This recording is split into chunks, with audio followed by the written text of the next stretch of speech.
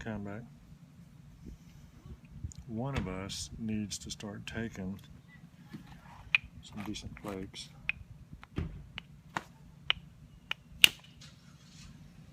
That wasn't one of them. That was acceptable. That was okay. That actually went past the center line for once.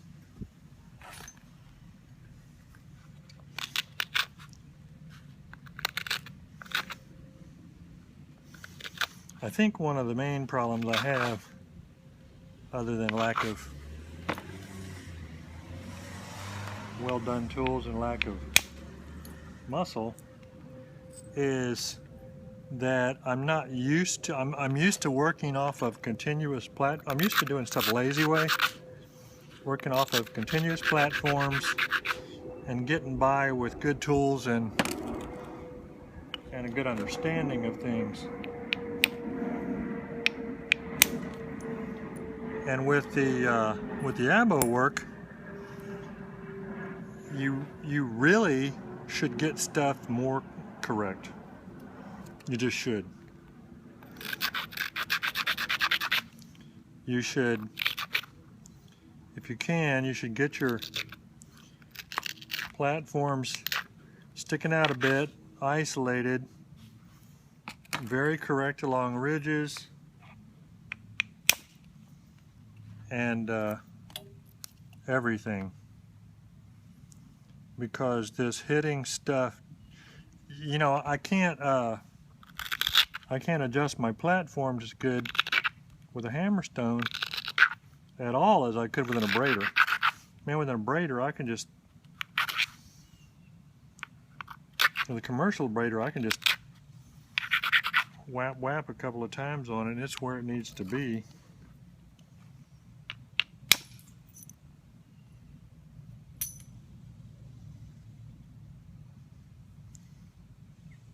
And it seems like with the abo stuff, the problems I have the most are when it gets small like this, because it's progressively harder, you know, to take good flakes the less mass you have.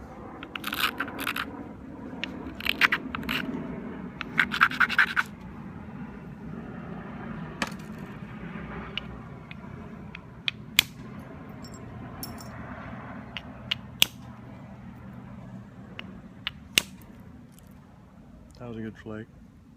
That was more about support than anything, because I, you know, supported it a lot and then hit downward and made it run with the support.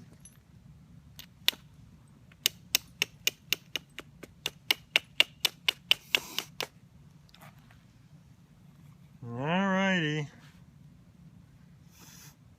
Need to get cracking here. The continuous platform thing just ain't real good.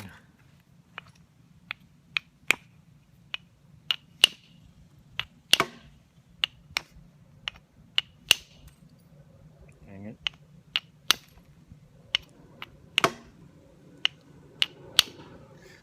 Well, you know what? My muscles are already getting weak.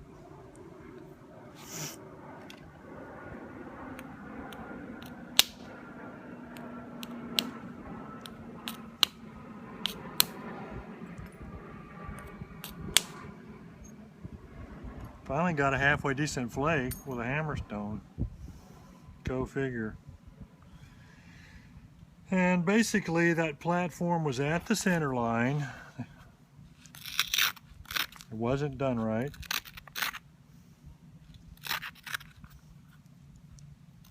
I'm gonna say, well, why didn't you do it right? Well, it's hard to do.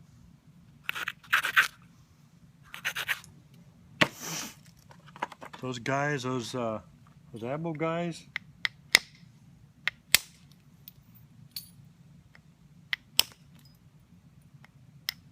well, like 3 of them, 2 of them.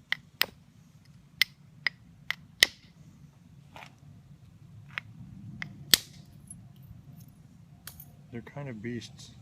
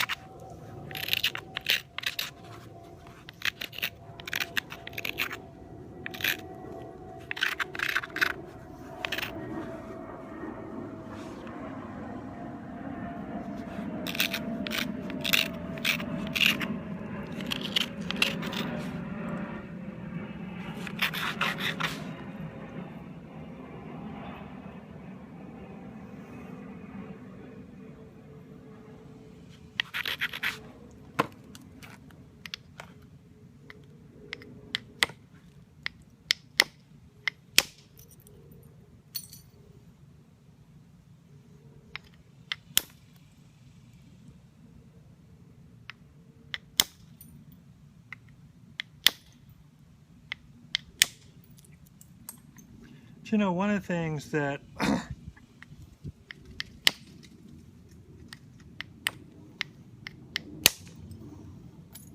kind of you have to watch out for, if you haven't napped a lot, or if you have napped a lot but you haven't had a lot of success with napping, and by success I define that as making things that you want to make to your level of happiness with them.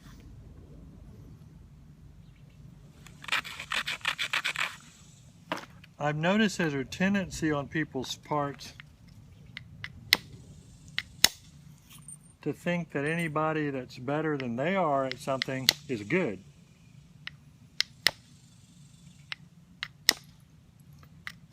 And where that becomes dangerous is, I do believe to a certain extent that there's a best practices way to do things where some techniques just work better than others. And so some people actually are on a better track for long-term high levels of success. And I'm not one of them with this.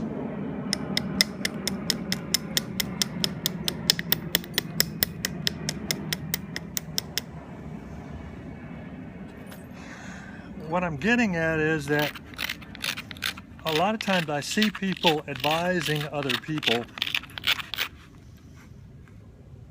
to emulate the techniques of people that are not at the top of their game to a degree,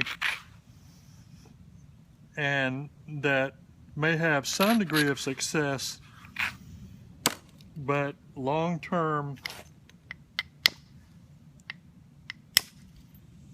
could do much better with other techniques.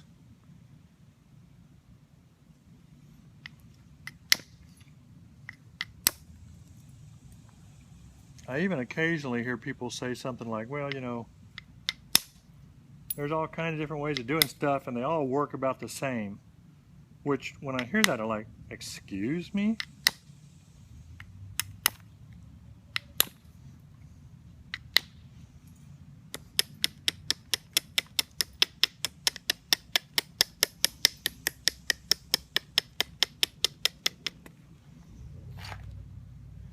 Now, I say that with some degree of hesitation because I don't want people to do things just the way I do things or anything like that. And I don't necessarily think that I'm at the top of my game either. I know I'm not where I want to be. I know I continue to improve. And so therefore, at any given point in time, if you're watching one of my videos, if you go back and watch another one of my videos that I make later, you may not see me doing something the same way as I was doing it.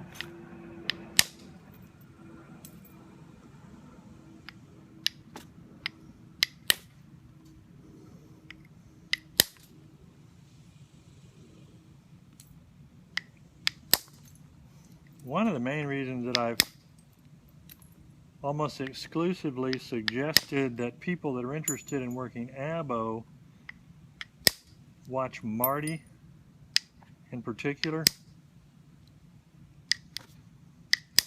is because he's actually so much better at it than most other people,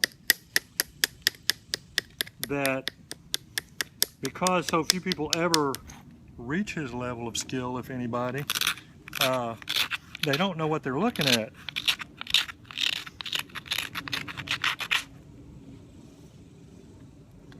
But he has experimented so broadly that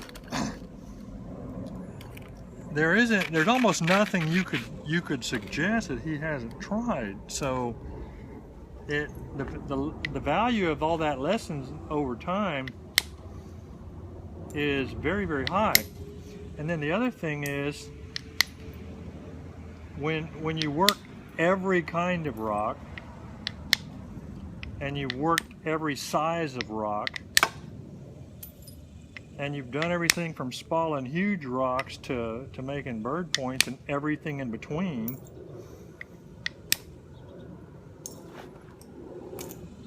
and you can take a piece of rock that other people couldn't work at all and make it into a 16-inch blade, well,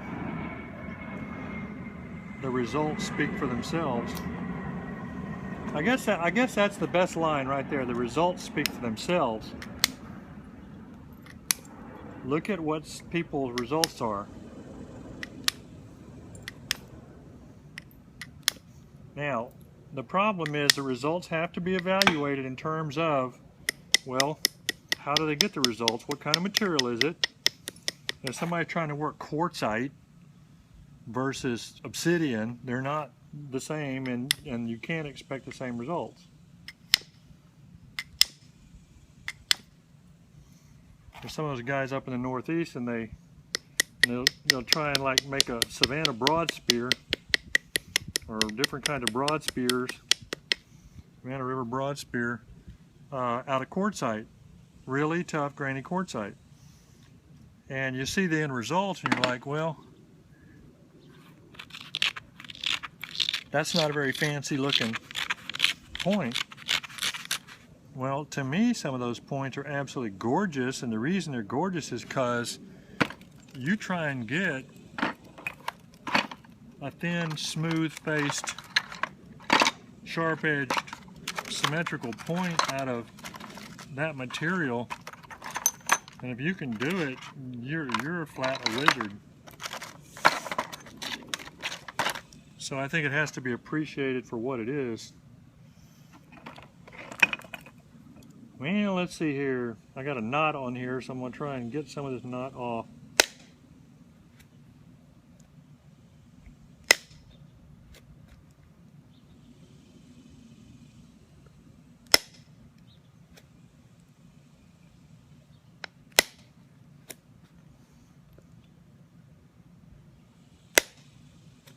What I'm kind of doing here is trapping these flakes and hitting, and they're all feathering out on there because I'm hitting it kind of downward, and I'm trapping them into the leather. Like that one, I was hitting way above the center line. You're like, how did you hit way up on top like that? Well, I tilted it downward and hit on top of it, and the leather trapped it and wrapped it. And so I got rid of that little knot thing right there with no danger and no damage. Isn't that cool? And that's why I talk about technique. I mean, there wasn't any skill involved in that. It's just pure technique. I'm a big fan of peg punching because I ain't good with other. That's another thing that a lot of people won't tell you. A lot of people will say, "Oh, do it like this, do it like this." Well, wait a minute. If you're a baseball pitcher, sometimes you need to go with what the batter is bad at, but sometimes you need to go with what you're good at, right? Because either one can work.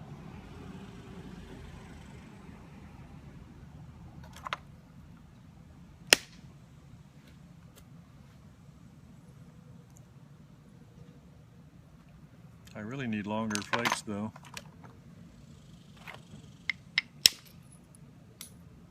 That's a pretty good flake. That was a pretty good flake.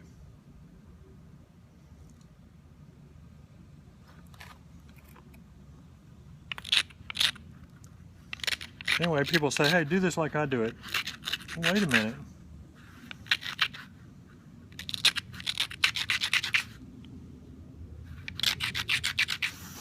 on any given flake, the results are what matter, really.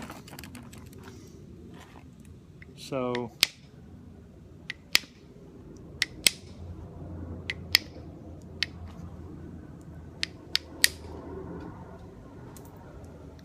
if I have been practicing doing something another way for a long time, and I'm good at that,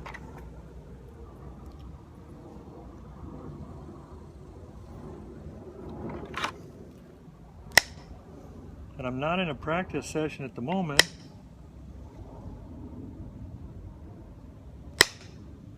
dang it,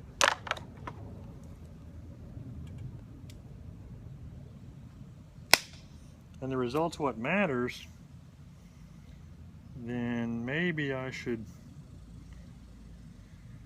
go with what I'm good at for the moment. This edge is all turned wrong. I'm just blathering on. I don't know why I do this.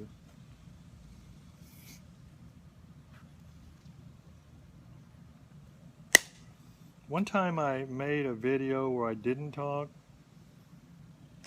and several people complained to me about it.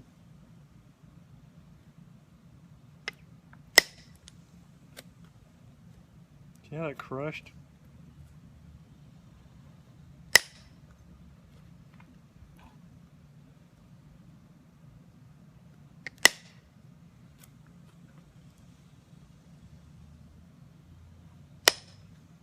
So I have trouble knowing sometimes if I ought to be quiet or if I ought to talk.